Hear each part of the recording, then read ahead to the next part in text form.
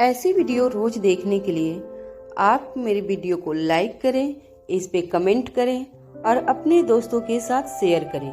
और हाँ, अगर आप इस चैनल पे नए हैं तो इसे सब्सक्राइब करना ना भूलें। यह कहानी है एक लड़की को देखा तो पार्ट 2 का अगला एपिसोड। तो चलिए देर न करते हुए हम इस कहानी को शुरू करते हैं। तभी एक दूसरा कमांडो अपनी बात रखते हुए कहता है, इस रोबोट को यहाँ से जो भी चीज चाहिए अगर उसे इससे दूर कर दिया जाए या फिर इसे दे दी जाए तो क्या यह यहाँ से बाहर चला जाएगा। इतने में ही तीसरा कमांडो कहता है, उसने बच्चों के कमरे पर हमला किया है। इसका मतलब यह है कि उन्हीं लोगों को नुकसान पहुंचाना चाहता है। इससे पहले की बातचीत आगे बढ़ती उनके वायरलेस पर मैसेज सुनाई देता है कि रोबोट बाहर निकल आया है। इस सूचना के मिलते ही अनिका अब्दुल्ला को इशारा करती है।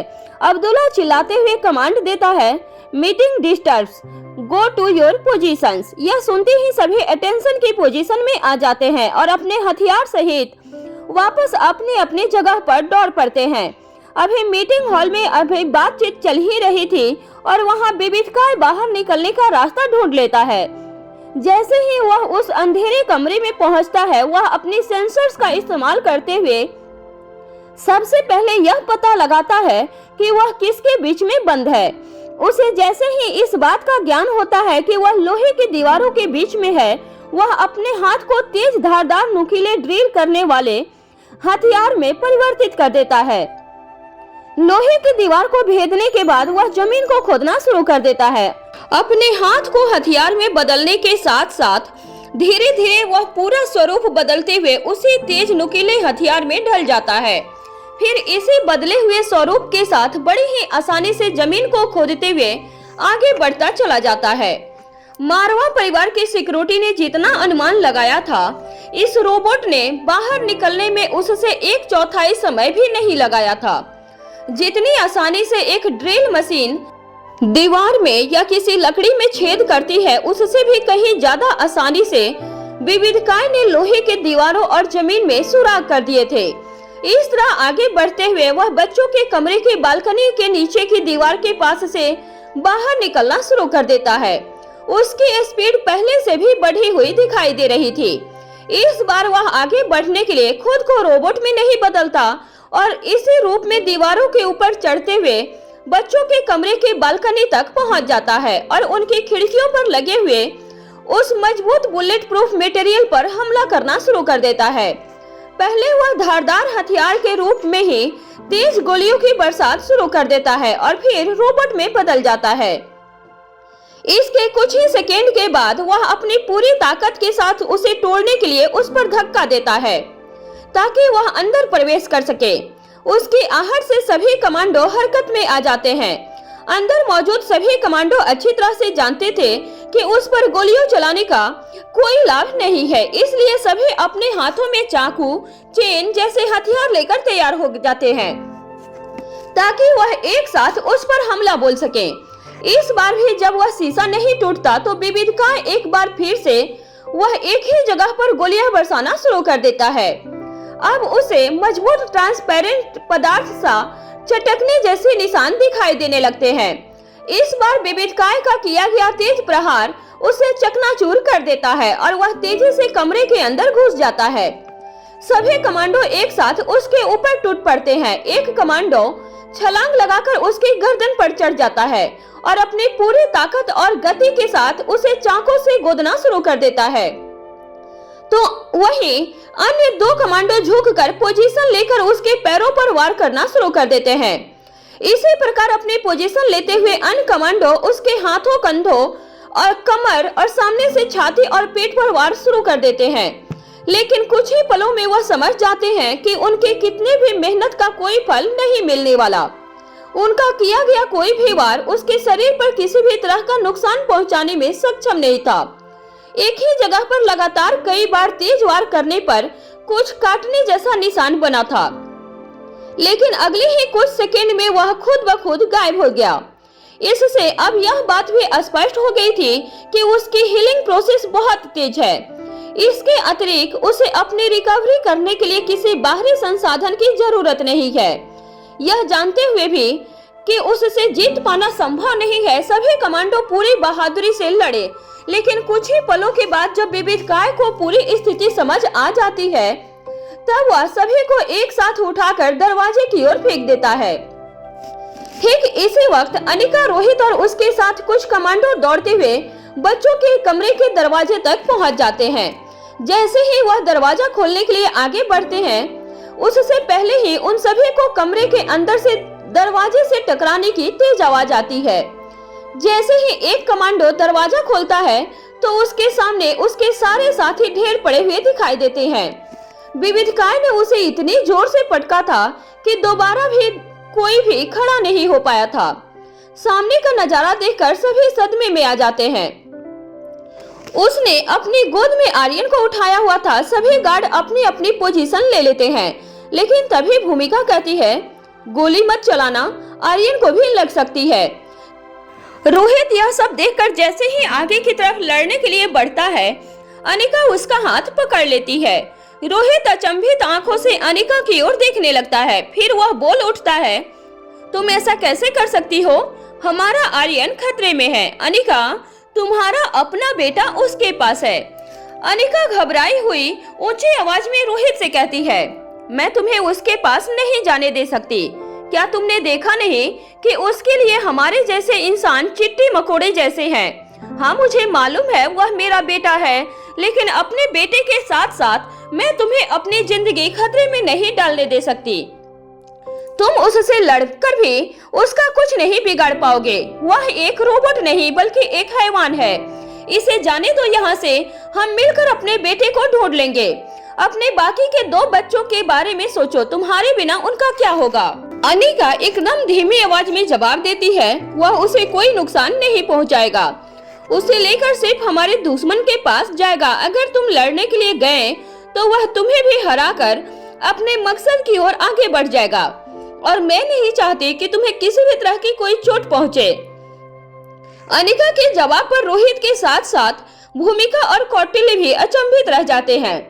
इन सब बातों को करते हुए अनिका अपने चेहरे से ऐसे भाव देती है जैसे वह बेहद चिंतित और डरी हुई है।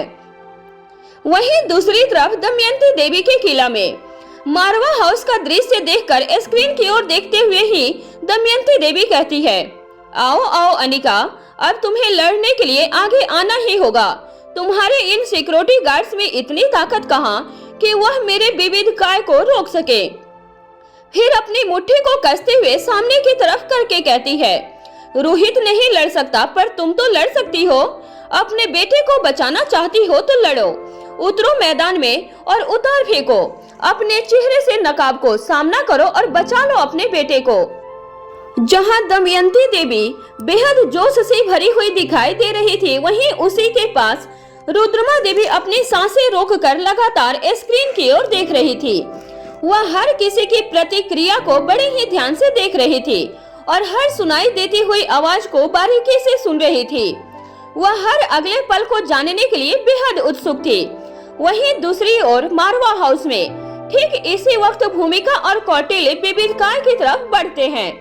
जैसे ही सिक्योरिटी गार्ड उन दोनों को रोकने की कोशिश करते हैं, रोहित भी उनके साथ आगे बढ़ जाता है।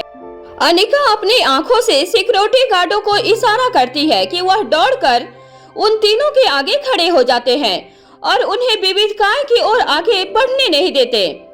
इधर जैसे ही विविधकाय देखता है कि उसकी ओर लोग बढ़ रहे हैं, वह कमरे में इधर उधर देखने लगता है। जब वह समझ जाता है कि कमरे से बाहर जाने का रास्ता उसी ओर है जिस ओर से वह सभी लोग उसकी तरफ आगे बढ़ रहे हैं, तब वह वापस बालकनी की ओर चला जाता है और बड़ी ही आसानी से बालकनी की ग्रिल पर सीधा खड़ा हो जाता है। अब आर्यन उसके कंधे पर था। वह आर्यन को लेकर नीचे कूद पड़ता है। यह देखकर भूमिका के मुंह से चीख निकल पड़ती है।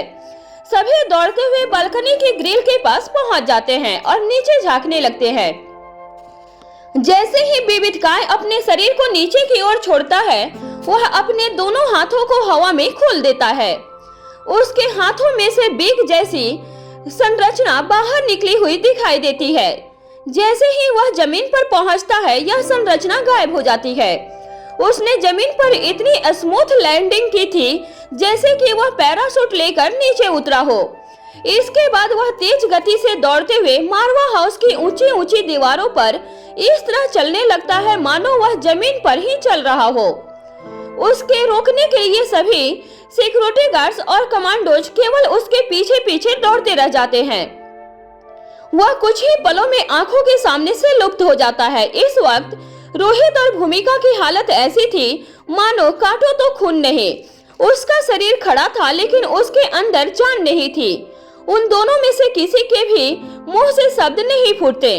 कुछ पलों के बाद जब रोहित अपना होश संभालता है तो वह दौड़ते हुए बच्चों के बिस्तर के पास पहुंच जाता है। भूमिका भी अंदर आ जाती है और वहीं दीवार से टेक लगाकर खड़ी हो जाती है।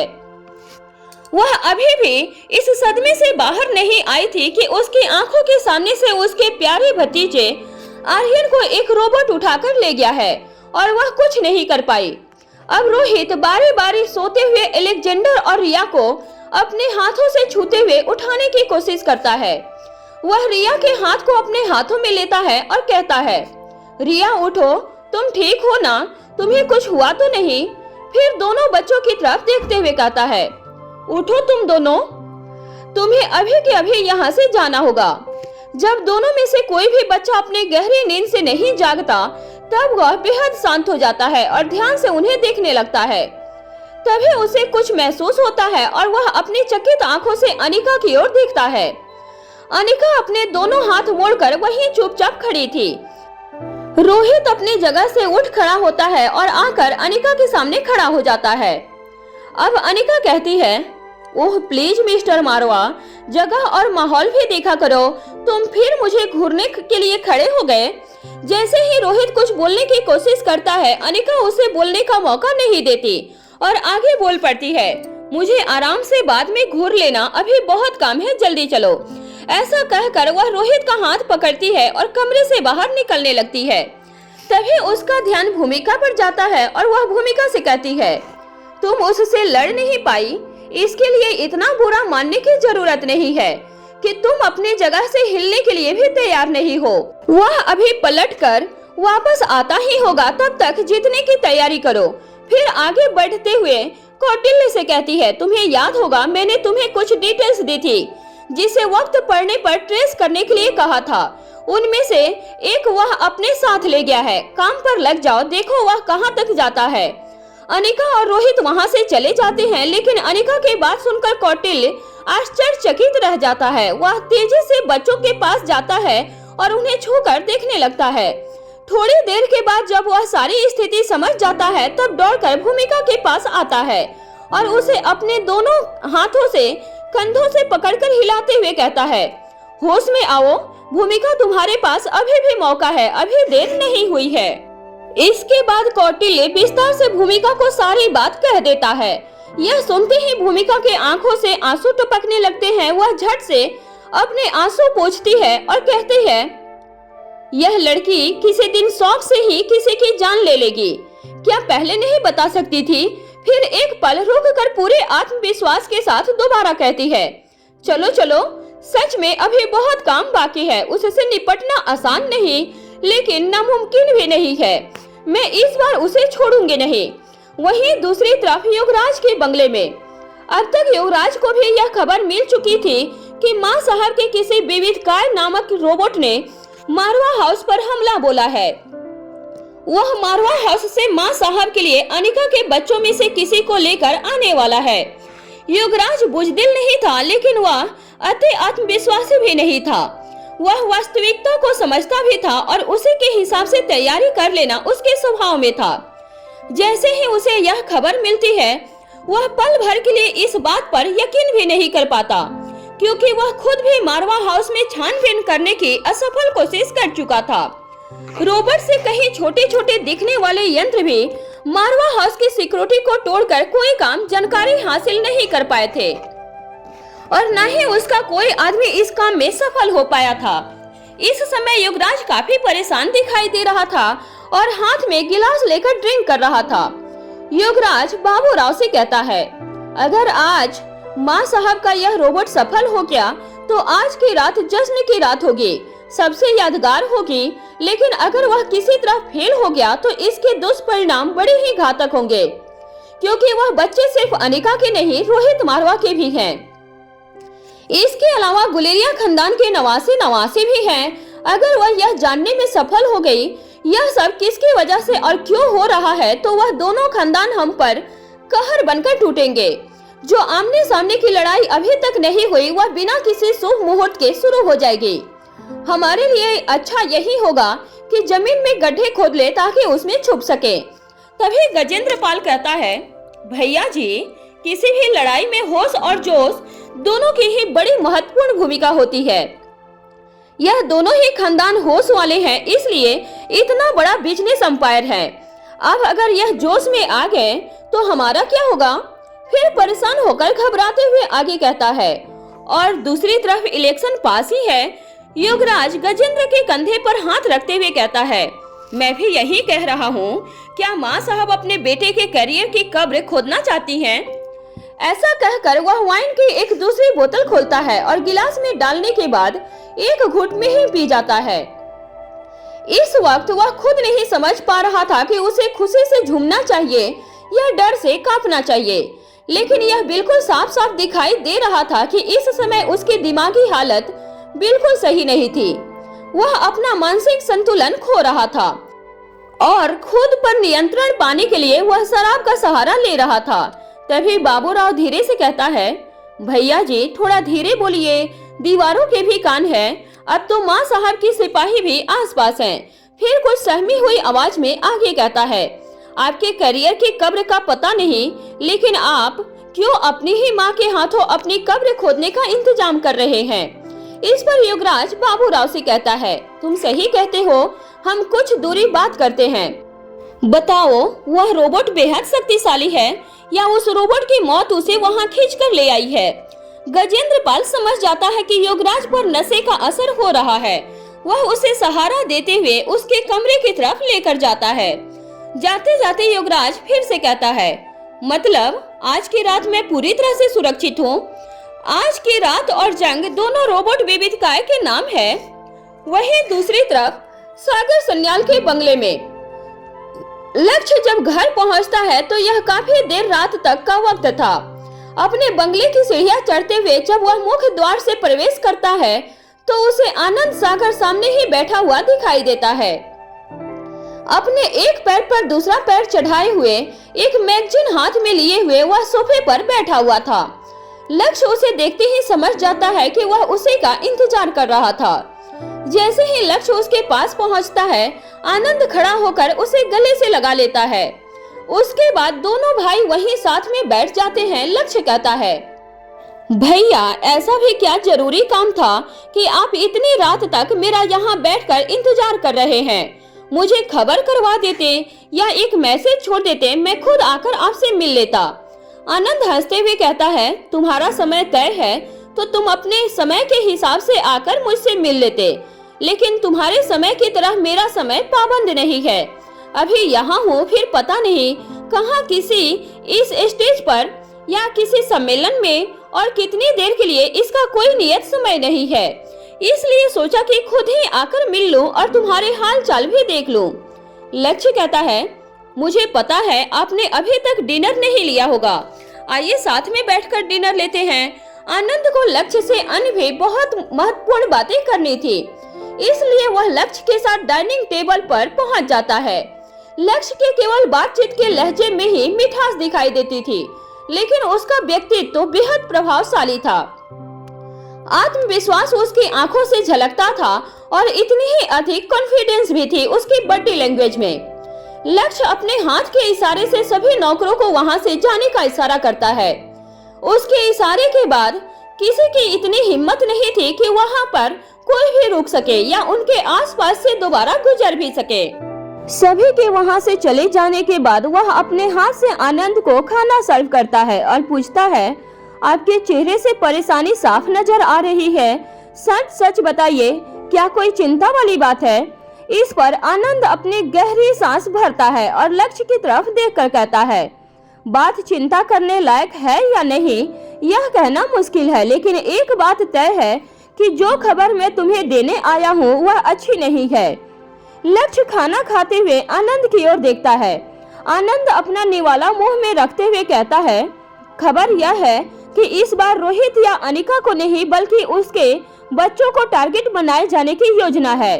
फिर एक पल रुक कर आगे कहता है, इससे भी अधिक बुरी खबर यह है कि यह हमला मारवा हाउस पर होने वाला है। लक्ष्य जवाब देता है, सभी जानते हैं कि मारवा हाउस एक अभेद किले की तरह है। जब तक मारवा न चाहे तब तक किसी भी इंसान के लिए उसके अंदर जाना या बाहर निकलना संभव नहीं है। इस पर आनंद जवाब देता है, सही कहा तुमने, किसी भी इंसान के लिए संभव नहीं है। यहाँ तक कि छोटी मोटी बटालियन मिलकर भी मारवा हाउस का कुछ नहीं बिगाड़ सकती। फिर लक्ष्य की तरफ देखते हुए कहता है, लेकिन इस बार हमलावर इंसान नहीं है।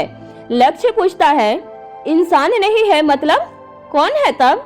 आनंद जवाब देता है, इसके आगे की खबर मेरे पास भी नहीं है। वह कोई जानवर भी हो सकता है, कोई मशीन भी हो सकती है या फिर सैटेलाइट अटैक भी हो सकता है। लक्ष्य कहता है, अनिका और रोहित के लिए मशीन हो या जानवर, उससे निपटना कोई बड़ी बात नहीं है। वह अजगर तो आपको याद ही होगा, आज भी आर्मी हेडक्वार्टर में वह किसी म्यूजियम के खिलौने की तरह पड़ा हुआ है और सिर्फ उन्हीं दोनों की बदौलत से। आनंद कहता है, तुम्हारी बात सही है, लेकिन मैं तुम्हें सावधान करने आया हूँ। यह परिस्थिति पिछली बार से एकदम अलग है। दुश्मन के घर में जाकर उसे मात देकर आना और घर में घुसे हुए दुश्मन को बाहर निकाल फेंकना दो अलग अलग बातें हैं, क्योंकि दुश्मन के घर में दुश्मन के अपने लोग होते हैं जिस पर आप बाजी खेलते हैं, लेकिन आपके घर में अपने लोग होते हैं। फिर आपको तय करना पड़ता है कि आपकी प्रायोरिटी पहले दुश्मन को मारना है या अपने लोगों को बचाना है। फिर अपनी बात को आगे बढ़ाते हुए आनंद कहता है, और यह अचानक हुआ हमला है। लक्ष्य कहता है, आपको क्या लगता है, क्या हमें उनकी मदद के लिए जाना चाहिए? आनंद जवाब देता है, हम उनकी मदद के लिए नहीं जा सकते। अगर तुम्हारी फोर्स उनकी मदद करना चाहे तो यह निर्णय तुम्हारा और तुम्हारी फोर्स का है। मेरा काम तुम्हें यह जरूरी सूचना पहुंचाना था, बाकी आगे क्या करना है तुम खुद तय करोगे। फिर एक पल के लिए बात को दोबारा कहता है, और हाँ, याद रखना तुम्हारा भेद अभी खुला नहीं है और लक्ष्य अपने लक्ष्य को पूरा किए बिना अपना भेद खोल भी नहीं सकता। फिर दोनों खामोशी से अपना खाना खाने लगते हैं। तभी लक्ष्य कहता है, क्या कुछ और भी है जो आप मुझे कहना चाहते हैं? इस पर आनंद मुस्कुराते हुए कहता है, बस यही बात मुझे तुम्हारी बेहद पसंद है। बिना कहे ही सामने वाले के मन की बात समझ जाते हो। लक्ष्य बदले में सिर्फ एक हल्की सी मुस्कान देता है। आनंद आगे कहता है, श्वेता के जरिए अनिका पर दबाव बनाने के लिए बहुत जल्द ही हम पर बेहद प्रेशर डाला जाने वाला है। या तो जल्दी से अपने इस मिशन को इसकी नियति की ओर ले जाओ, अन्यथा अनिका को सच बताकर कोई रास्ता निकाल लो। फिर एक पल रुक कर गंभीर भाव से आगे कहता है, मैंने उसे बेहद करीब से देखा है। वह जितनी खूबसूरत है उतनी ही तेज और ताकतवर भी है। और क्या तुम जानते हो उसकी सबसे बड़ी ताकत क्या है? लक्ष्य बिना कुछ कहे अपनी गर्दन ना में हिला देता है, जिसका मतलब था कि वह आनंद के मुंह से इसका जवाब सुनना चाहता था। आनंद कहता है, उसका दिमाग उसकी सबसे बड़ी ताकत है। फिर मुस्कुराकर मजाक के अंदाज में कहता है, यूं तो वह बेहद खूबसूरत है, जरूर पुराने जमाने में ऋषि मुनियों की तपस्या भंग करने वाली अप्सराएं उसके जैसी रूपवंती होती होंगी। वह सबका मन मोह सकती है, लेकिन किसी और की स्मार्टनेस उसके मन की दृढ़ता को नहीं तोड़ सकती। अब लक्ष्य भी मजाक के अंदाज में कहता है, भैया वह शादीशुदा है। आनंद भी मुस्कुराकर जवाब देता है, शादीशुदा तक तो ठीक था, लेकिन वह रोहित मारवा से बेहद प्यार करती है और इसी बात का बेहद अफसोस है मुझे। अच्छा ही हुआ कि वह खुद ही मेरे आंखों से दूर चली गई थी।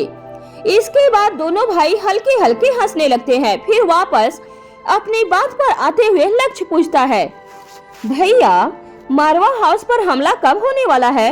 आनंद जवाब देता है, इसकी ठीक ठीक जानकारी मुझे नहीं है, लेकिन मेरी समझ के हिसाब से आज रात ही ऐसा होने वाला था।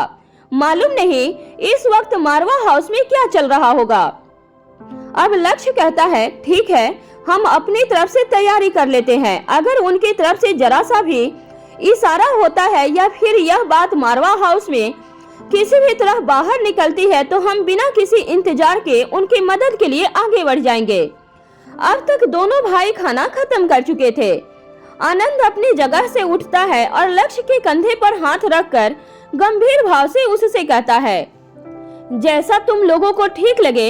ऐसा कहकर वह वहां से बाहर निकल जाता है। वहीं दूसरी तरफ मारवा हाउस में अनिका रोहित को लेकर सीधा अपने बेडरूम में पहुंच जाती है।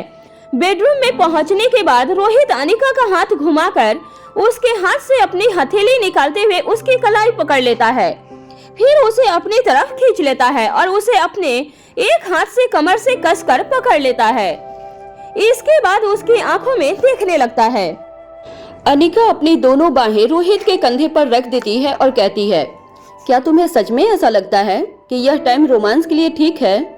अनिका के इस सवाल पर रोहित अपना दूसरा हाथ भी अनिका के कंधे के पीछे की तरफ ले जाता है और फिर कहता है, अब तुम काम ही ऐसे करती हो कि कोई ना चाहे तो भी तुम पर प्यार आ जाए और बार बार आए, पहले से भी ज्यादा आए।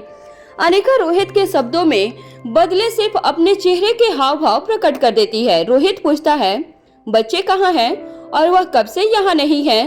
रोहित के सवाल के बदले में अनिका अपनी दोनों बाहों को और टाइट करते हुए सिर्फ मुस्कुरा देती है। अब रोहित कहता है, मतलब तुम नहीं बताओगी? अनिका अपनी गर्दन ना में हिला देती है और कहती है, अभी नहीं बताऊंगी। रोहित कहता है, ठीक है मत बताओ, मैं वैसे भी बहुत खुश हूँ। एक पल रुक कर दोबारा कहता है, मैंने अनिका का यह रूप कभी नहीं देखा था। तुम नहीं जानती, एक पल के लिए जैसे मेरी जान ही निकल गई थी।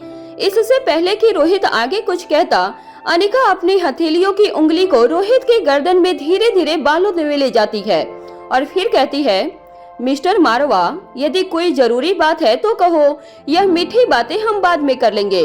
वह वापस लौट कर आता ही होगा, उसके आने से पहले हमें सभी बंदोबस्त करने हैं। वक्त बहुत कम है, काम काफी ज्यादा है।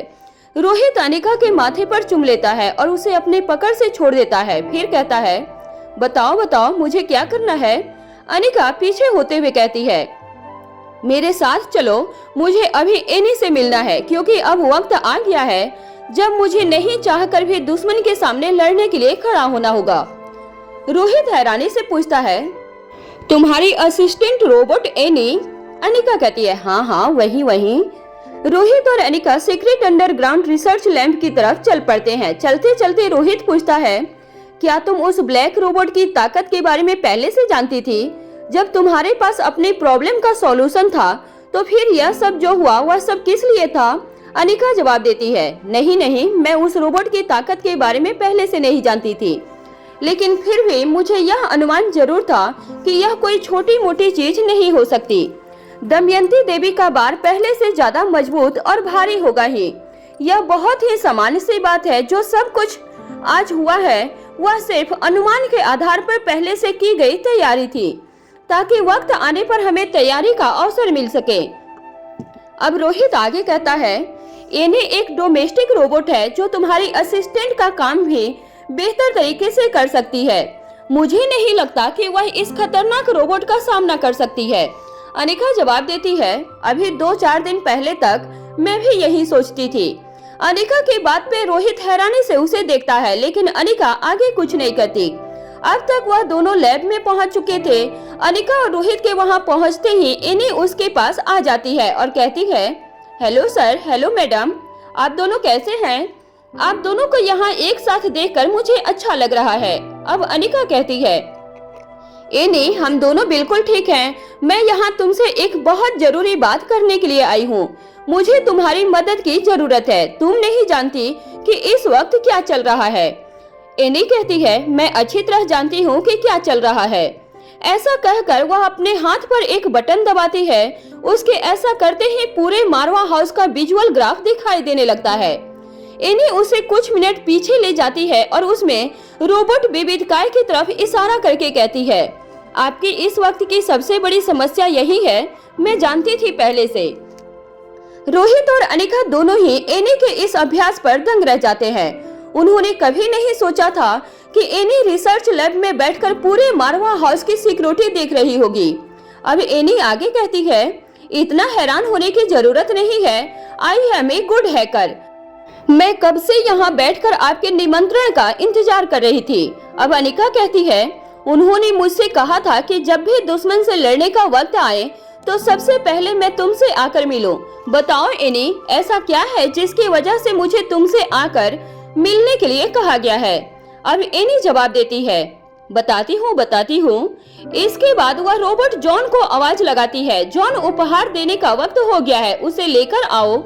रोबोट जॉन का काम लैब की साफ सफाई आदि का था। अब एक बार फिर से रोहित और अनिका सोच में पड़ जाते हैं। अनिका कहती है, क्या जॉन भी तुम्हारे ही साथ है? अनिका पूछना तो बहुत कुछ चाहती थी, लेकिन उसके मुंह से सिर्फ इतना ही निकलता है।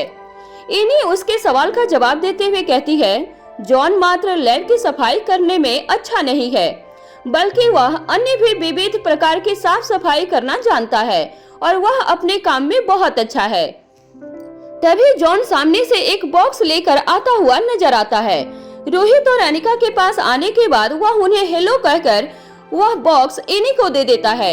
एनी वह बॉक्स अनिका को देते हुए कहती है, यह लीजिए, इससे आपको आपकी लड़ाई लड़ने में मदद मिलेगी और आपको कोई पहचान भी नहीं सकेगा।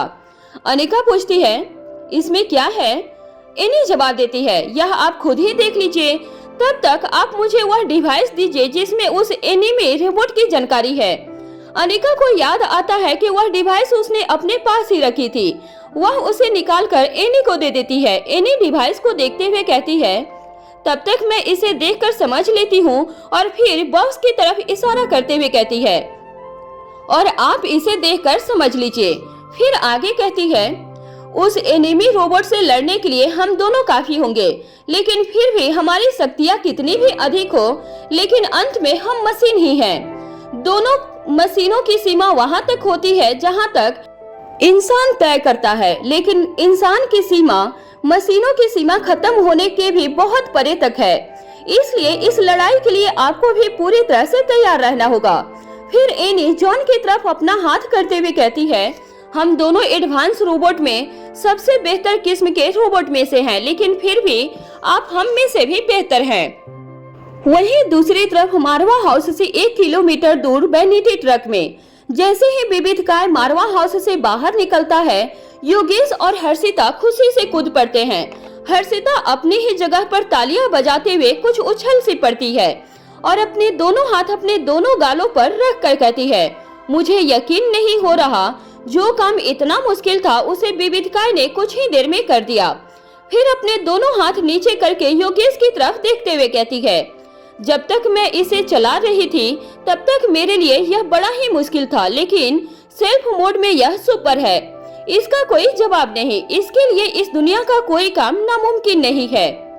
योगेश अपनी जगह से खड़ा होते हुए अपनी दोनों मुट्ठियों को हवा में उछालते हुए विविधकाय की तारीफ करते हुए कहता है, यह हुई न बात, कितने दिनों से हम यहाँ पड़े पड़े सड़ रहे थे, अब हम भी यहाँ से वापस जा सकेंगे। अब हम माँ साहब से कह सकेंगे कि हमें अपना काम पूरा कर लिया है। तभी योगेश हर्षिता से कहता है, विविधकाय अपना काम करके वहाँ से निकल चुका है, अब हमें यहाँ रुकने की कोई जरूरत नहीं। इससे पहले कि हम पर कोई संकट आए और हम पकड़े जाएं, हमें भी यहाँ से तुरंत निकल जाना चाहिए। हर्षिता योगेश की बात सुनते ही अपना लैपटॉप बंद करके हाथ में लेते हुए तैयार हो जाती है। इसके बाद वह दोनों वैनिटी ट्रक से बाहर निकलकर योगेश द्वारा इंतजाम की गई गाड़ी में बैठकर वहां से रवाना हो जाते हैं। वहीं दूसरी तरफ दमयंती देवी के किला में दमयंती देवी खुशी से झूम उठती है कि अब अनिका और रोहित मारवा उसके हाथों की कठपुतली बनकर नाचेंगे। दमयंती देवी को अगर किसी बात का अफसोस था तो वह यह थी कि अनिका को लड़ते हुए नहीं देख पाई थी। वह भी देखना चाहती थी कि अनिका में लड़ने का ऐसा कौन सा गुण है कि जिसके दम पर उसने दमयंती देवी को अपमानित किया था और उसके चंगुल से भाग निकली थी, जिसकी सजा के तौर पर दमयंती देवी को अपने सबसे बेहतरीन सिपाहियों को मौत की सजा सुनानी पड़ी थी। उसकी दिल्ली ख्वाहिश थी कि विविधकाय अनिका से उसके सिपाहियों का बदला ले और अनिका को ऐसे हार दे कि वह कई दिनों तक उसका शोक मनाए, उसे ऐसे घाव दे जिससे वह कभी उभर न पाए। लेकिन दमयंती देवी का यह दुख इतना बड़ा नहीं था कि आर्यन को हासिल करने के लिए खुशी पर भारी पड़ जाए। दमयंती देवी खुशी से जोर जोर से हंसने लगती है। वह अपनी खुशी को छुपाए नहीं छिपा रही थी। वह अपने सिपाहियों से कहती है, खुश हो जाओ, आज एक बड़ी जीत हासिल हुई है। यह वह मजबूत सीढ़ी है जिसके दम पर हम अपनी मंजिल तक चढ़ेंगे। ठीक इसी वक्त दमयंती देवी का ध्यान रुद्रमा देवी पर जाता है। इस घटना के होने के बाद रुद्रमा देवी अपनी जगह से कुछ दूर मौजूद एक कुर्सी पर जाकर बैठ जाती है। अब दमयंती देवी को इस बात का एहसास होता है कि रुद्रमा देवी बिल्कुल शांत थी। वह न किसी प्रकार की खुशी मना रही थी और न ही मातम मना रही थी।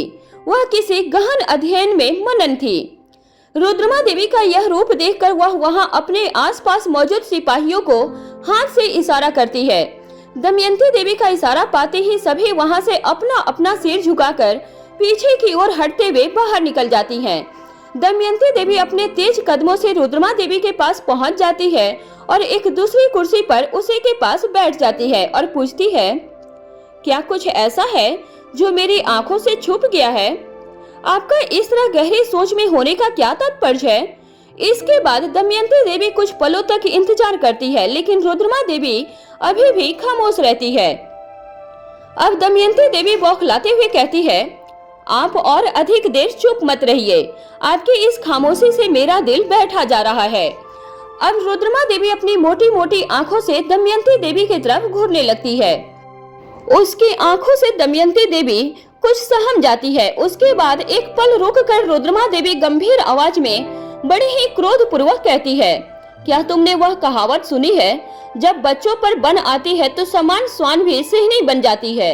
दमयंती देवी को यह समझने में जरा सा भी देर नहीं लगती कि रुद्रमा देवी क्या कहना चाहती है। अब दमयंती देवी कहती है, आप जो भी कहना चाहती हैं वह साफ साफ कहिए। आप जो कह रही है वह मैं अच्छी तरह जानती हूँ, लेकिन अभी अभी जो आंखों के सामने होते हुए देखा उसके आधार पर यही सत्य है कि अब वह न स्वान है न शेरनी है। वह अपने समय और परिस्थिति के आगे, विशेषतः हमारे विविधकाय के सामने इतनी मजबूर हो चुकी है कि उसने पति को भी लड़ने के लिए आगे नहीं आने दिया। और रुद्रमा देवी कहती है, यही वह बात है जिस पर तुम्हें ध्यान देने की जरूरत है। अगर वह खुद नहीं लड़ी तो सोचो रोहित क्यों नहीं लड़ा? चलो मान लिया जाए कि वह दोनों डर के मारे पीछे हट गए। अपनी जान से प्यारा होना स्वाभाविक है, किंतु यह बताओ उनकी पूरी फौज पीछे क्यों हट गई? वह लड़ने के लिए आगे क्यों नहीं आई? क्या तुमने ध्यान दिया कि वह सिर्फ तुम्हारे विविधकाय के पीछे पीछे दौड़ती रही? अब अपने दांतों को भींचते हुए रुद्रमा देवी खड़े होकर 2 कदम दूर जाते हुए कहती है, वह फौज भी सिर्फ विविधकाय को रोकने का नाटक कर रही थी। अब दमयंती देवी भी उसके पीछे पीछे उसके पास पहुंच जाती है और लगभग गिड़गिड़ाते हुए कहती है, इस तरह पहेलियां मत बुझाइए। इससे पहले कि समय हाथ से निकल जाए, साफ साफ कहिए कि क्या कहना चाहती हैं।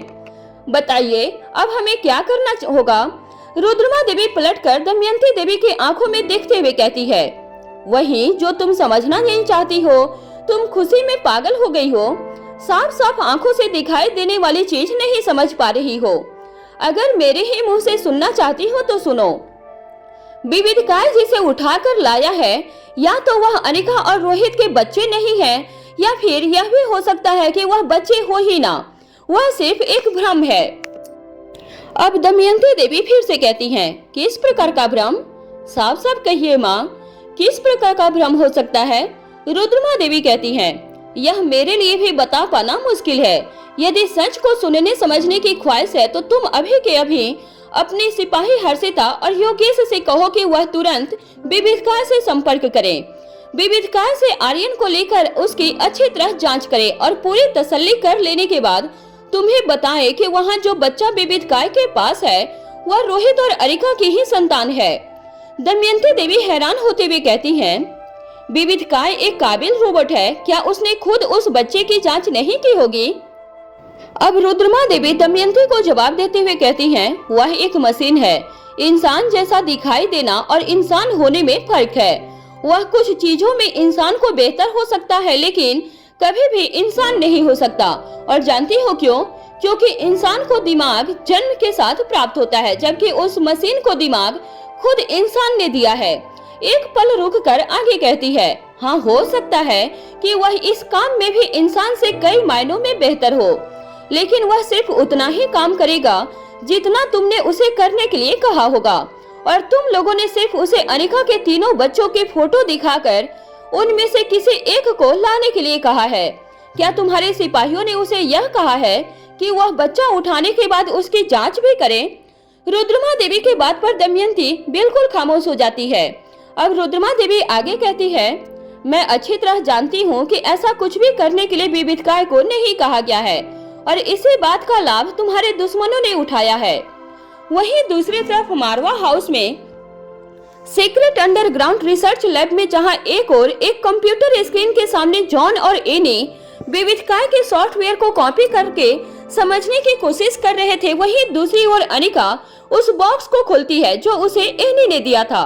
उसके अंदर से एक सूट निकलता है। यह कोई मामूली सूट नहीं था, यह देखने में बिल्कुल वैसा ही था जैसे एनी का बाहरी सांचे का रंग रूप था।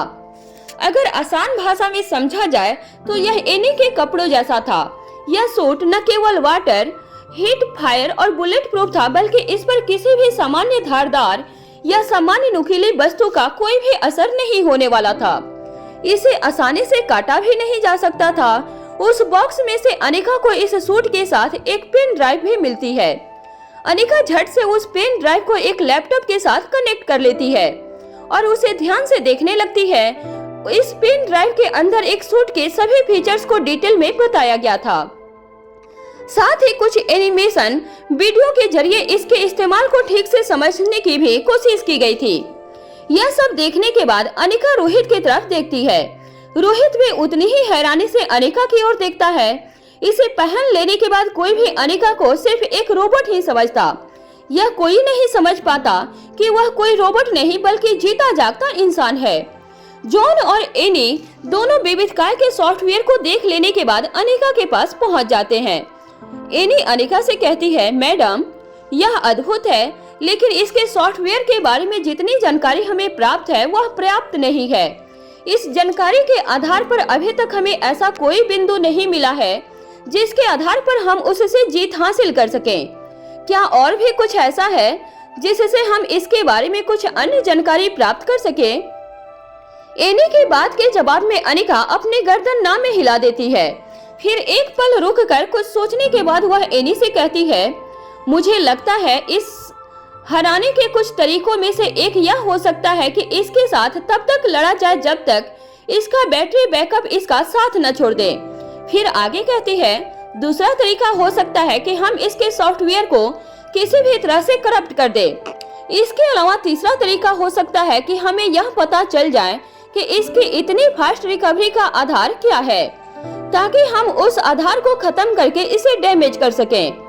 अब जॉन कहता है, मैं इसे लंबे समय तक लड़ाई में व्यस्त कर सकता हूँ, लेकिन इसमें समस्या यह है कि अगर वह खुद को चार्ज करने के लिए मैदान छोड़कर भाग खड़ा हुआ तो हम उसे रोकने में सक्षम नहीं होंगे, क्योंकि वह आसानी से अपना रूप बदलकर गायब हो सकता है। अगर उसका पीछा करने में जरा सा भी चूक हुई तो सारी योजना बिगड़ जाएगी। तभी रोहित कहता है, क्या यह हो सकता है कि हम पूरे एरिया में पावर कट कर दें और वह खुद को चार्ज न कर पाए? इस पर एनी जवाब देती है, काश ऐसा संभव होता। नहीं मिस्टर रोहित मारवाड़, इसका कोई लाभ नहीं होगा। वह खुद को चार्ज करने के लिए किसी दूसरे तरीके का भी इस्तेमाल कर सकता है, जैसे किसी गाड़ी की बैटरी से खुद को चार्ज करना। अब अनिका कहती है, मतलब अब हमें बचे हुए दो तरीकों में से किसी एक पर काम करना होगा। इसमें से दूसरे तरीके के साथ जाने के लिए हमारे पास उस रोबोट के बॉडी कवर का थोड़ा सा भी सैंपल होता तो हम यह पता लगाने की कोशिश कर सकते थे कि उसे किस तरह से खत्म किया जा सकता है, क्योंकि वही उसकी असली ताकत है जो उसे अपना रूप बदलने में और अपने सॉफ्टवेयर को प्रोटेक्ट करने में मदद कर रहा है। लेकिन ऐसी स्थिति में बिना सैंपल के मुझे लगता है कि हम इस दूसरे तरीके के साथ भी बढ़त हासिल नहीं कर सकते। अब हमें तीसरे तरीके पर काम करना होगा। ठीक इसी वक्त अनिका के फोन पर एक मैसेज फ्लैश होता है। इम्पोर्टेंट मैसेज होने की वजह से अनिका उसे खोलकर पढ़ती है। मैसेज पढ़ने के बाद अनिका के चेहरे पे हल्की सी मुस्कान आ जाती है। उसके बाद वह एनी से कहती है, एनी, हमारे पास उस मटेरियल की कॉपी अवेलेबल है जिस मटेरियल से उसका शरीर बना हुआ है। क्या यह किसी काम का साबित हो सकता है? दरअसल अनिका ने अपने सिक्योरिटी गार्ड को पहले ही इंस्ट्रक्शन दे दिए थे कि वह अपनी तरफ से पूरी कोशिश करे कि हम उसके बॉडी मटेरियल का कोई सैंपल हासिल कर सकें, ताकि यह पता लगाया जा सके कि उसका बॉडी मटेरियल क्या है। यह मैसेज प्रीति का था, जो घायल कमांडोज को ट्रीटमेंट दे रही थी, जिस कमांडोज ने चाकुओं से विविधकाय पर हमला किया था। उन्हीं में से एक कमांडो को लगातार कई बार करके उसके शरीर को काटने में कामयाब हुआ था। उसी के जैक चाकू पर उसका पदार्थ का सैंपल आ गया था। विविधकाय ने उस सभी को इतनी सख्ती के साथ उठा कर फेंका था कि उनमें से कोई भी ऐसा नहीं था जो तुरंत उठकर चल सके या फिर बात भी कर सके। उनमें से किसी की भी हड्डी टूट चुकी थी तो किसी के मसल्स में गहरे घाव थे। कुछ ऐसे ही स्थिति उस कमांडो की भी थी। उसने अपना काम तो बखूबी कर लिया था, लेकिन आज वह दोबारा लड़ पाने की स्थिति में नहीं रह गया था। इसलिए उसने वह चाकू प्रीति को देते हुए अनिका तक पहुंचाने की रिक्वेस्ट की थी। वहीं दूसरी तरफ दमयंती देवी के किला में रुद्रमा देवी की कही हुई बातें सुनकर दमयंती देवी को कुछ पलों के लिए ऐसा लगता है जैसे कि उसके पैरों के नीचे से जमीन खिसक गई है और वह लगातार नीचे की ओर धंसती चली जा रही है। तभी दूसरे पल उसे ऐसा महसूस होता है जैसे कि पूरी दुनिया गोल गोल घूम रही है और वह अपना संतुलन बनाए रखने में सक्षम नहीं है। अब उसे महसूस होता है कि उसकी सारी प्लानिंग बर्बाद हो चुकी है। जैसे ही दमयंती देवी अपना हाथ अपने सिर पर रखती है, तभी रुद्रमा देवी उसे अपने हाथों से सहारा देकर संभाल लेती है और गुस्से से धीमी आवाज में कहती है, होश में आओ दमयंती, यह वक्त कमजोर पड़ने का नहीं है। इससे पहले कि रोहित और अनिका तुम्हारे विविधकाय से लड़ने के लिए तैयार हो जाएं, उसे हमले के लिए दोबारा भेजना होगा। शीघ्रता करो, तुम्हारे पास अधिक वक्त नहीं है। दमयंती देवी अपने दोनों हाथों से ताली बजाकर अपने सिपाहियों को पास आने का इशारा करती है। तभी दो सिपाही दौड़ते हुए उसके सामने आकर खड़ी हो जाती हैं। उन्होंने अपने हाथ सामने की ओर बांधे हुए थे और अपनी गर्दन झुकाई हुई थी। दमयंती देवी अपनी कड़क आवाज में कहती है, हमारी अभी तुरंत हर्षिता और योगेश से बात करवाओ। उनमें से एक सिपाही कहती है, जी माँ साहब। इसके बाद वह तुरंत वहाँ से बाहर चली जाती है और थोड़ी ही देर के बाद एक सिपाही आकर दमयंती देवी से कहती है, माँ साहब, लाइन कनेक्ट हो गई है। दमयंती देवी अपनी जगह से उठती है और जाकर हेडफोन को अपने कानों से लगा लेती है। उधर से आवाज आती है। हर्षिता कहती है, जी माँ साहब, आदेश कीजिए। दमयंती देवी कहती है, अभी के अभी उस विविधकाय को रोको। जितनी जल्दी हो सके उसके पास पहुँचो और देखो वह बच्चा आर्यन है भी या नहीं। अच्छी तरह देखकर मुझे बताओ। पता करो वास्तव में जो विविधकाय के पास है दरअसल वह बच्चा है भी या नहीं है। जांच करो कहीं हमें भ्रमित करने के लिए वह किसी तरह का जाल तो नहीं है। दमयंती देवी का आदेश सुनते ही हर्षिता के हाथ पैर फूल जाते हैं। उसकी सांस भी कुछ फूलने लगती है। डर के मारे होंठ कब आने लगते हैं। उसकी ऐसी हालत देखकर योगेश भी अंदर ही अंदर डर से कांपने लगता है। वह समझ जाता है कि कोई न कोई मुसीबत सिर पर आकर पड़ी है, लेकिन हर्षिता की ऐसी हालत देखकर वह खुद को संभालता है न कि फिर उसके हाथ पर अपना हाथ रखता है और आंखों से इशारा करता है कि खुद को संभालो और माँ साहब को जवाब दो। हर्षिता किसी तरह अपनी चेतना में लौट आती है और फिर जवाब देती है, जी माँ साहब, मैं अपनी ओर से हर संभव कोशिश करती हूँ। दमयंती देवी गरजते हुए कहती हैं, कोशिश नहीं, हमें परिणाम चाहिए। हर्षिता डरते हुए कहती है, जी माँ साहब। अपनी बात कहने के बाद दमयंती देवी फोन रख देती हैं। इसके बाद हर्षिता और योगेश गाड़ी को किनारे लगाकर उससे बाहर निकल जाते हैं। योगेश हर्षिता से पूछता है, क्या हुआ हर्षिता? हर्षिता जवाब देती है, हमने न जाने किसकी सूरत देखकर यह काम शुरू किया था। माँ साहब का कहना है कि विविधकाय से संपर्क साधो और उससे मिलकर उस बच्चे की पुष्टि करो कि वह आर्यन है ही या नहीं। अब बेहद परेशान होते हुए योगेश कहता है, क्या हम सड़क पर उस बच्चे का डीएनए टेस्ट करेंगे? क्या हम डॉक्टर हैं या हम परीक्षण लैब और डॉक्टरों की फौज साथ लेकर घूम रहे हैं? यह कैसी बात हुई? हम कैसे पता लगाएंगे कि वह बच्चा असली है या नकली? जहाँ तक सूरत देखने का सवाल है तो हम सभी ने स्क्रीन पर देखा कि वह आर्यन ही था। अब हर्षिता चिढ़ते हुए कहती है, तुम बात को समझने की कोशिश नहीं कर रहे हो, यह सब बात की बातें हैं। फिलहाल हमारी सबसे बड़ी समस्या यह है कि विविधकाय को ऑटोमेटिक मोड में डाला गया था। उसे माँ साहब की सभी लोकेशन पर पहुंचना है। वह हमारी रेंज से बाहर जा चुका है। तुम अच्छी तरह जानते हो कि उसकी स्पीड कितनी अधिक है। हम चाह कर भी उसकी रेंज में नहीं पहुंच सकते और उसे कंट्रोल करने की रेंज सिर्फ 3 किलोमीटर की है। 3 किलोमीटर के बाहर हम उसे दी हुई कमांड बदल नहीं सकते हैं। यह सुनते ही योगेश अपना एक हाथ माथे पर रख लेता है और दूसरा कमर पर, और वहीं सड़क के किनारे इधर से उधर टहलने लगता है। हर्षिता अपनी जगह पर जमी खड़ी थी। वह समझ नहीं पा रही थी कि इस परिस्थिति से कैसे बाहर निकले। बिना कोशिश के माँ साहब को ना कहने का मतलब मौत था। इसके अलावा असफल होने की सजा भी मौत ही थी। उनकी ऐसी स्थिति थी कि आगे खाई पीछे कुआं, दोनों तरफ मौत नजर आ रही थी। हर्षिता पीछे खिसकते हुए वहां लगी हुई ग्रिल से टेक लगाकर खड़ी हो जाती है। इस वक्त उसका मन इतना अस्थिर था कि इधर से उधर दौड़ते हुए वाहनों की तेज आवाज भी उसके कानों में नहीं पहुंच रही थी। उसका दिमाग इस वक्त पूरी तरह से काम करना बंद कर चुका था। तभी योगेश कहता है, मिल गया हर्षिता, मिल गया। हर्षिता हैरान आंखों से उसकी ओर देखती है और फिर कहती है, पूरी बात कहो, क्या मिल गया? क्या तुम्हें विविधकाय मिल गया? पर वह तुम्हें कैसे मिल सकता है? योगेश अपनी गर्दन ना हिलाते हुए कहता है, नहीं, विविधकाय नहीं, विविधकाय तक पहुंचने का उपाय मिल गया। योगेश अपनी बात को स्पष्ट करते हुए कहता है, तुम इतनी बड़ी बात कैसे भूल सकती हो? तुमने खुद उसकी सारी कमांड फिक्स की थी।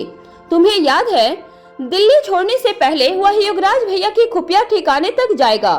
वहां से तसल्ली कर लेने के बाद ही उसका कोई पीछा नहीं कर रहा है, वह आगे बढ़ेगा।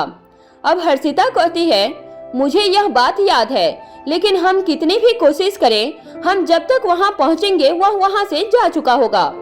हम और विविधकाय दोनों ही विपरीत दिशा में आगे की ओर बढ़े हैं। हमारी आपस में दूरी बहुत अधिक है। योगेश कहता है, हम उसे नहीं रोक सकते, लेकिन जो लोग वहाँ हैं वह उसे रोक सकें। इसका कोई तो तरीका होगा। क्या तुम्हारे अलावा कोई ऐसा नहीं जो उसकी कमांड बदल सके?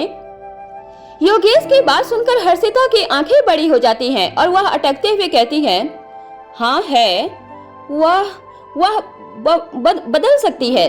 योगेश कहता है, जल्दी बोलो, कौन बदल सकती है? हर्षिता जवाब देती है, माँ साहब के लच्छो। फिर एक पल रुक कर आगे कहती है, लेकिन शायद वह दिल्ली में नहीं है। वह 7 दिन के लिए कहीं बाहर जाने वाली थी, इसलिए यह काम हमें सौंपा गया था। अगर वह यहाँ होती तो इतने बड़े काम की जिम्मेदारी उसी को मिलती। वह अपने काम में कभी असफल नहीं होती है। योगेश कहता है, आज 7 दिन बीत चुके हैं, यह 7वें दिन की रात है। हमें एक बार कोशिश जरूर करनी चाहिए। अगर हमारी जिंदगी बाकी होती तो वह जरूर दिल्ली लौट आई होगी। वहीं दूसरी तरफ मारवा हाउस में एनी अनिका को जवाब देते हुए कहती है, मैम, मैं आपको असिस्ट कर सकती हूँ, पर बहुत अच्छी साइंटिस्ट नहीं हूँ। मैं कोशिश कर सकती हूँ यह पता लगाने की कि वह पदार्थ किस चीज से मिलकर बना है और उसका तोड़ क्या है, लेकिन मैं इसमें कितनी कामयाब होंगी यह अभी से कह पाना मेरे लिए मुश्किल होगा। अनिका एनी को जवाब देती है, ठीक है, हम एक काम करते हैं। मैं उस पदार्थ पर काम करती हूँ और तुम उसके सॉफ्टवेयर को करप्ट करने के लिए कोड बनाने की कोशिश करो। ठीक इसी वक्त अनिका के फोन पर कौटिल्य की कॉल आने लगती है। अनिका अपना फोन उठाती है। उधर से कौटिल्य की आवाज आती है। कौटिल्य कहता है, मैडम, वह एक जगह पर जाकर रुक गया है। इसके बाद वह अपनी लोकेशन भी अनिका को बता देता है। अनिका कहती है, कौटिल्य, क्या तुम उसे करप्ट करने के लिए कोई कोड बना सकती हो? कौटिल्य कहता है, मैं कोशिश कर सकता हूँ। यह एकदम नई तरह की चीज है, इसलिए मुझे कितना वक्त लगेगा इसका अंदाजा लगाना मुश्किल है। अब अनिका कहती है, अच्छा इसे छोड़ो, तुम मेरी बात ध्यान से सुनो। उसके बाद उसे कुछ निर्देश देते हुए अंत में पूछती है, क्या तुम यह कर पाओगे? याद रहे, हमारे पास वक्त बहुत कम है। कौटिल्य कहता है, आप चिंता मत कीजिए, यह समय पर हो जाएगा। अनिका जवाब देती है, तुरंत काम पर लग जाओ, हर बीतते सेकंड के साथ हमारा समय कम हो रहा है। बहुत जल्द ही हमारा भेद खुल जाएगा और वह जहाँ पर भी मौजूद है वहाँ से वापसी करेगा। इस बार उसका अटैक पहले से भी ज्यादा खतरनाक होगा। जो उसे पहले हासिल नहीं हुआ उसे ढूंढने के लिए वह पूरा मारवा हाउस छान मारेगा। अगर जमीन के ऊपर उसे बच्चे नहीं मिले तो वह पूरे मारवा हाउस को खोद डालेगा और बच्चों को जमीन के नीचे ढूंढेगा। कौटिल्य को यह महत्वपूर्ण काम सौंपने के बाद अनिका एनी से कहती है, अब हमें भी बिना किसी देरी के अपने अपने काम पर लग जाना चाहिए। अनिका की बात सुनते ही जॉन अपने हथियारों को समेटने के लिए चल पड़ता है। एनी विविधकाय का सॉफ्टवेयर करप्ट करने के लिए तरीका ढूंढने बैठ जाती है। वहीं अनिका और रोहित रिसर्च लैब से बाहर की तरफ चले जाते हैं। अनिका बाहर की ओर इसलिए जाती है ताकि वह उस पदार्थ को रिसर्च लैब में ला सके और फिर अपने रिसर्च वर्क में लग जाएं। वहीं रोहित के लिए बाहर जाना इसलिए जरूरी था क्योंकि यहाँ उसके लायक कोई काम नहीं था। वह अनिका के साथ यहाँ सिर्फ इसलिए आया था ताकि वह पूरी सिचुएशन को समझ सके और साथ ही यह भी जान सके कि अनिका ने अब तक की प्लानिंग कैसे की थी और वह आगे क्या प्लान करने वाली है, ताकि वह उसी हिसाब से आगे बढ़ सके। इस वक्त उसे अपने कमांडोज और सिक्योरिटी गार्ड के साथ आगे की रणनीति बनानी थी। अब तक चिराग भी आ चुका था और रोहित मारवा का इंतजार कर रहा था। वहीं दूसरी तरफ कौटिल्य के कमरे में कौटिल्य भूमिका को स्क्रीन दिखाते हुए कुछ जरूरी इंस्ट्रक्शन देता है और फिर उससे कहता है, तुम इस पर हर वक्त निगाह बनाए रखना। जैसे ही यह विविधकाय यहाँ से किसी भी ओर जाता है हमें उसकी सूचना अनिका मैडम को देनी होगी। उनका कहना है कि यह वापस आएगा और हम इसी ट्रेसर से यह पता लगा सकेंगे कि वह मारवा हाउस की ओर बढ़ रहा है। भूमिका कहती है, तुम चिंता मत करो, मैं यह अच्छी तरह संभाल लूंगी। अब तक इतना तो सीख ही चुकी हूँ। कौटिल्य हल्की सी मुस्कान भूमिका को देते हुए दूसरा लैपटॉप खोलकर उस पर अपना काम करने में व्यस्त हो जाता है। आज कौटिल्य की पूरी जिंदगी की तपस्या भी की परीक्षा थी। आज उसे वह कर गुजरना था जिसे करना किसी एक इंसान के बस की बात नहीं थी।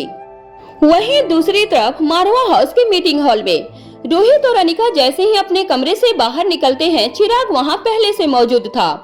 अनिका के कहने पर चिराग ने अपनी पत्नी ज्योत्सना को भी 2 दिन पहले ही मारवा हाउस से रवाना कर दिया था। अनिका हर विपरीत परिस्थितियों के लिए पहले से तैयार रहना चाहती थी।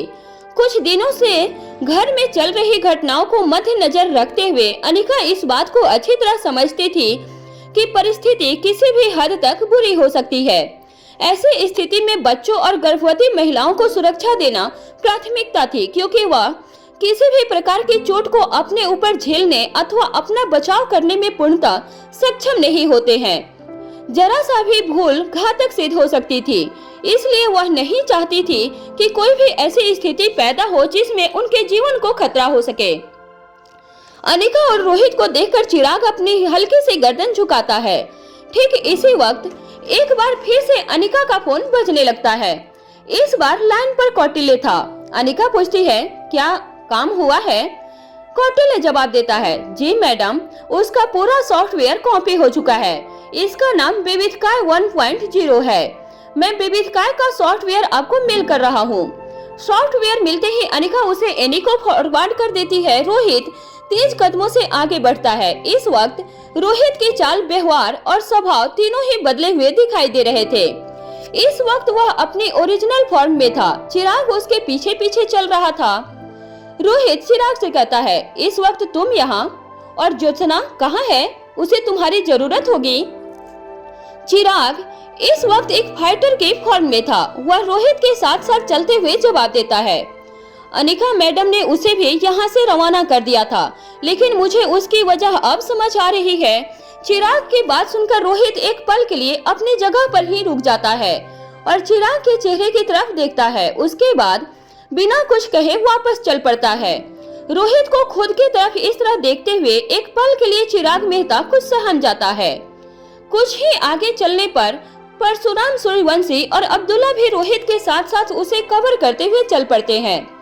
कुछ ही पलों के बाद वह बड़े से मीटिंग हॉल में पहुंच जाते हैं। इस हाल में सामने की ऊंचाई पर आधुनिक प्रकार की एक बड़ी सी आरामदायक गद्देदार कुर्सी रखी हुई थी, जिसकी शोभा देखते ही बनती थी। हॉल के अंदर बनी हुई सीढ़ियों के पास ही वह तीनों रुक जाते हैं और रोहित उस पर से चढ़ते हुए बड़े सी एटीट्यूड के साथ जाकर कुर्सी पर बैठ जाता है।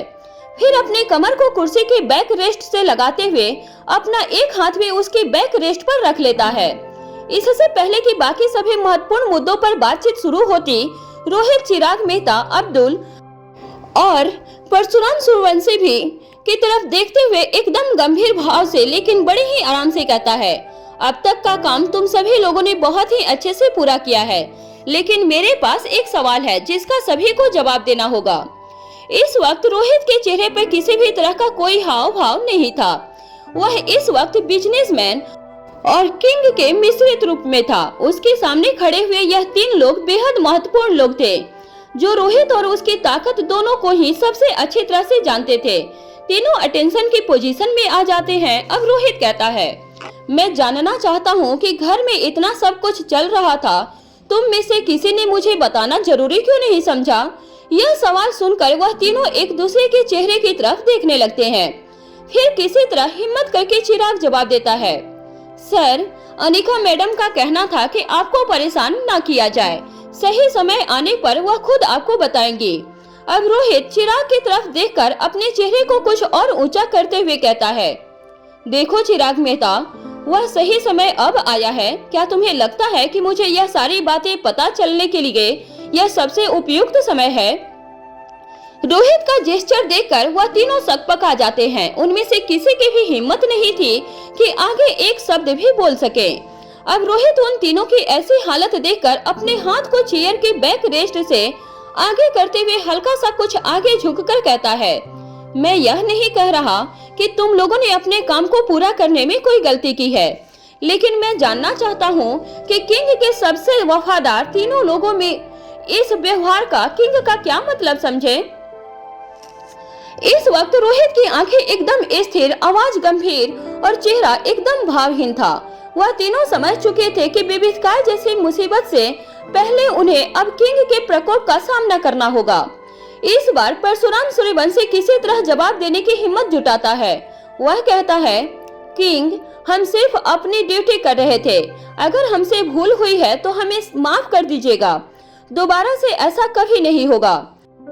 रोहित पीछे होते हुए बैक रेस्ट से अपनी कमर लगाकर अपने एक पैर पर दूसरा पैर चढ़ा लेता है और हाथ को हैंड रेस्ट पर रखते हुए कहता है, ड्यूटी। और फिर तीनों के चेहरे की ओर देखता है। फिर अब्दुल्ला की तरफ देखते हुए कहता है, क्यों अब्दुल्ला, क्या यह सही है? तुम बताओ, यह किस तरह की ड्यूटी है? अब अब्दुल्ला अपनी निगाहें उठाकर रोहित की तरफ देखता है और जवाब देता है, आपने ही कहा था कि अनिका मैडम की हर बात को रोहित मारवा का आदेश समझा जाए। उन्होंने जो कहा हमने वह किया, क्योंकि ऐसा करने का ऑर्डर भी हमें किंग से ही मिला था। अंदर ही अंदर उन तीनों के दिल की धड़कन बढ़ चुकी थी। वह मन ही मन खुद को सजा देने के लिए तैयार कर रहे थे।